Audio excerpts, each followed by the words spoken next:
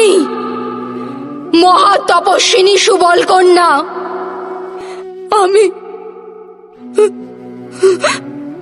মহা হতভাগিনী দুঃখী মাতা আজ তোমাকে অভিশাপ দিচ্ছি। যে প্রকারে আমার বংশের বিনাশ হয়েছে, সেই প্রকারে তোমার চোখের সামনে তোমার যাদব বংশের বিনাশ হবে।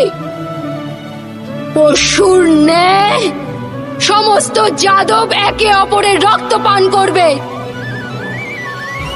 আর বাছুরের ন্যায় সমস্ত যাদব বালক ক্রন্দন করবে। ওদের অশ্রু মুছিয়ে দেওয়ার কেউ থাকবে না। তোমার নগরীও সমুদ্রে নিমজ্জিত হবে।